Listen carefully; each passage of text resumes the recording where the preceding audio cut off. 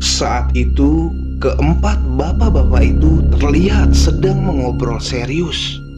Karena penasaran dengan apa yang diperbincangkan, Hanim dan Ari pun sedikit menguping pembicaraannya. Pokok sopo wonge sing gak ngati-hati mesti diganggu lan diubeng-ubeng nedalane.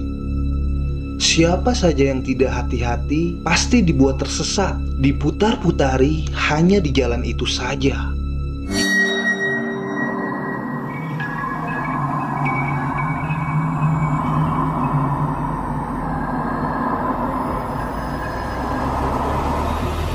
Ah, bakalan sepi nih di pos 3, sahut Hanim sambil tersenyum. Tapi tak apalah, masih ada satu tenda lagi. Paling tidak, mereka tak sendirian di pos tersebut.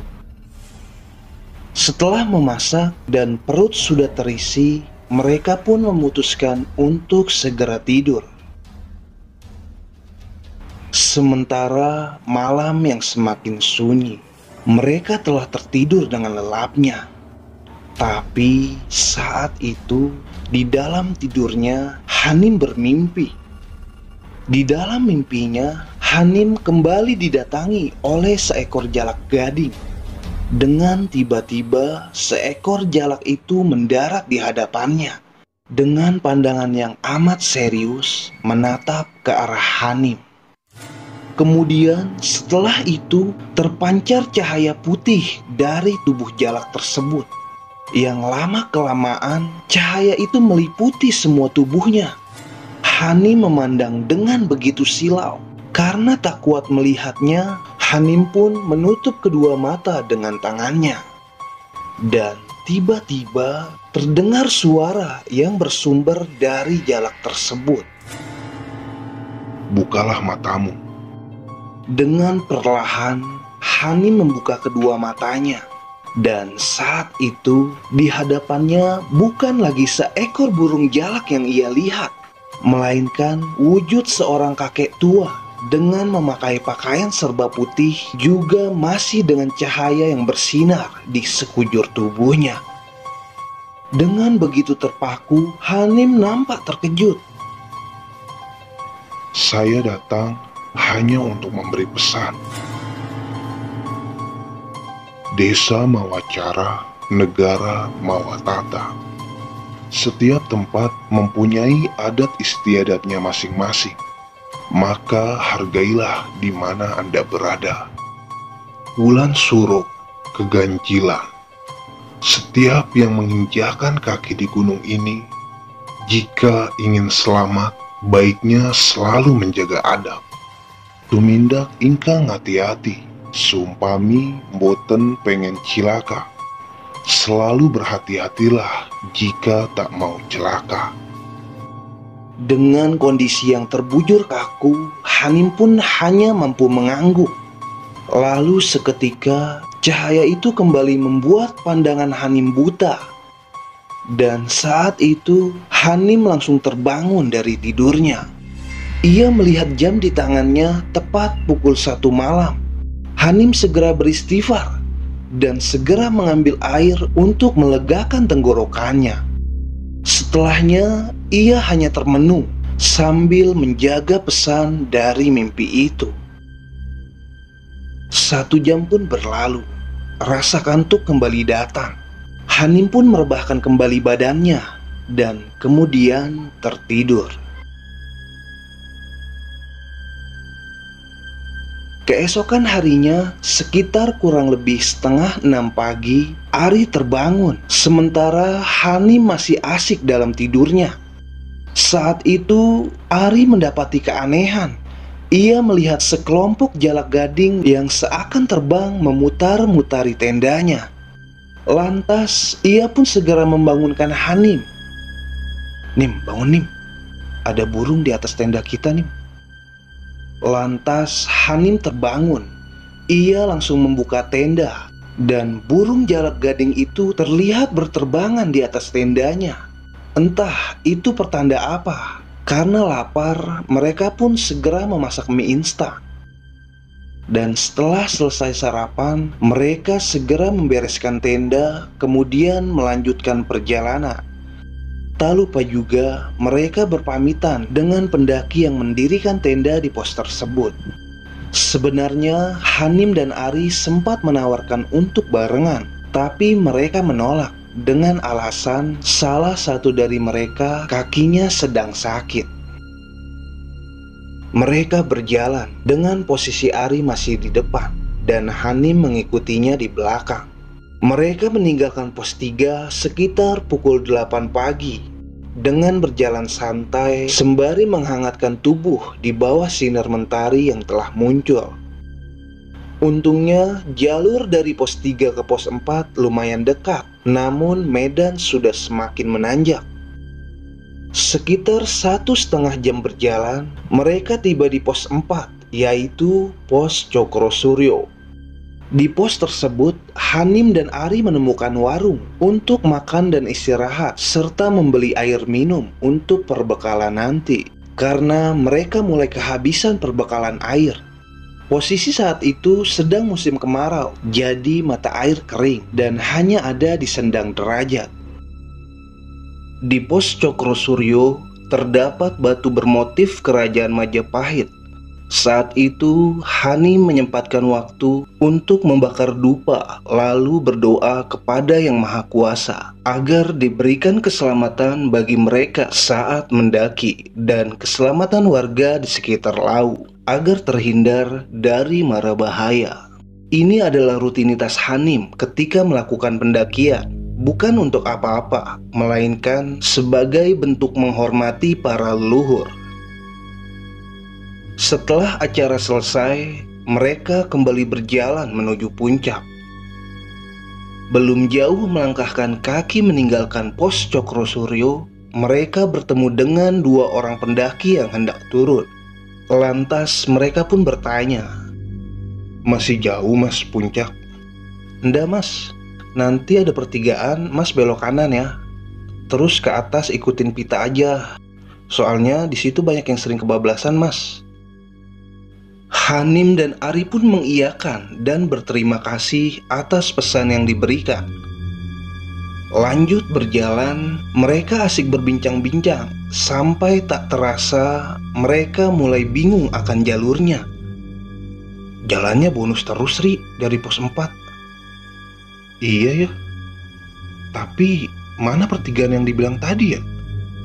Udah Nim, pokoknya ngikutin pita aja lah. Insya Allah aman. Mereka terus berjalan sampai bertemu dengan pohon yang melintang di jalur. Setelah itu, mereka harus menanjak menaiki bukit. Tapi sesampainya di atas bukit, ternyata jalannya buntu. Dengan sedikit terkejut, mereka pun segera berpencar untuk mencari jalan. Hanim ke arah sebelah kiri, sementara Ari ke kanan jalan. Namun saat itu yang mereka temukan bukanlah jalan, melainkan 3 buah makam tua. Wah, makam Ri. Untung kita jalan pas siang ya. Coba kalau malam, beda lagi nih ceritanya. Sambil rehat sejenak, di sana mereka berdoa sambil makan buah kecil yang ada di sekitaran makam. Alhamdulillah rezeki Nim, buahnya bisa dimakan. Mereka bersyukur di saat bekal mereka menipis, mereka masih diberikan Tuhan melalui alam.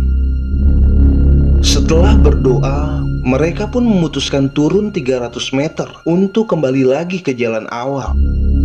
Dan saat itu muncul kembali seekor burung jalak gading yang seakan-akan ingin kembali menuntun mereka. Lantas mereka pun berjalan mengikuti jalak tersebut. Sampai akhirnya mereka tiba di pohon yang melintang. Dan saat itu terlihat pertigaan di area itu. Sambil terheran, Ari menatap Hanim. Kok bisa ya? Padahal tadi juga lewat sini, tapi nggak ada tuh pertigaan. Udah gak apa-apa Ri, yang penting kita gak kesasar. Malah kita bisa tahu ada makam tua. Dapat rezeki buah juga lagi. Singkat cerita, mereka tiba di pos 5, persimpangan, berkat petunjuk jalan seekor burung jalak. Jika lurus itu menuju warung Boiem atau Hargo Dalem. Sementara Hanim dan Ari memilih jalur ke kanan dan naik langsung ke arah puncak. Perjalanan mulai dari pos 5 semakin menguras tenaga. Vegetasi mulai terbuka. Sembari berpegangan ke batang tanaman, mereka berhati-hati karena salah sedikit saja mereka bisa jatuh ke jurang. Tapi tiba-tiba baru 5 menit berjalan, mereka dikejutkan oleh suara gamelan. Suara itu terdengar sangat jelas dan nyata, sampai-sampai membuat bulu kuduk mereka merinding. Suara tersebut seperti bersumber dari lapangan yang sangat luas di bawah sana. Mendengar suara itu, mereka refleks saling menatap dan terdiam. Seketika mereka memutuskan untuk duduk sembari menunggu suara gamelan itu hilang. Selama kurang lebih 15 detik, suara itu sangat jelas dan nyata terdengar. Hanim semakin percaya Gunung Lawu selalu menyimpan misteri, walaupun siang hari. Singkat cerita, tepat pukul 11:30 siang, tibalah mereka di puncak. Kondisi puncak saat itu terbilang sepi. Hanya ada 2 rombongan yang berasal dari Jakarta dan Bandung selain mereka. Setelah puas berfoto di puncak, Hanim dan Ari akhirnya turun ke warung Boiem.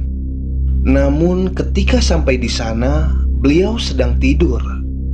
Tapi tak apalah, paling tidak mereka sudah menginjakan kaki di warung tersebut, pikirnya. Dengan berat hati, mereka menuju ke warung lain di ujung persimpangan jalur pendakian Lawu. Di sana, mereka mengisi perut yang mulai keroncongan dengan sepiring nasi pecel dan segelas teh hangat. Masih di warung yang sama, mereka menjumpai 4 orang bapak-bapak yang sedang ngopi dan merokok sambil mengobrol di pojokan di dalam warung. Sepertinya bapak-bapak itu pelaku spiritual karena dilihat dari pakaiannya yang hanya menggunakan kaos dan sarung. Nampak juga rombongan pendaki asal Jakarta yang mereka jumpai di puncak tadi. Saat itu, keempat bapak-bapak itu terlihat sedang mengobrol serius. Karena penasaran dengan apa yang diperbincangkan, Hanim dan Ari pun sedikit menguping pembicaraannya. Pokok sopo wonge sing gak ngati-hati mesti diganggu lan diubeng-ubeng nedalane. Siapa saja yang tidak hati-hati pasti dibuat tersesat, diputar-putari hanya di jalan itu saja. Lalu dari arah depan Hanim terlihat salah seorang pendaki dari rombongan asal Jakarta tersebut mengiyakan apa yang dialaminya. Ternyata keempat bapak-bapak itu sedang menasehati rombongan itu. Rombongan pendaki tersebut mengaku mereka sempat disesatkan karena membuang air kecil sembarangan dan lain-lain sebagainya. Lalu keempat bapak itu berpesan kepada para pendaki tersebut agar selalu berhati-hati baik dari ucapan maupun kelakuan dalam menggunakan bahasa Jawa halus.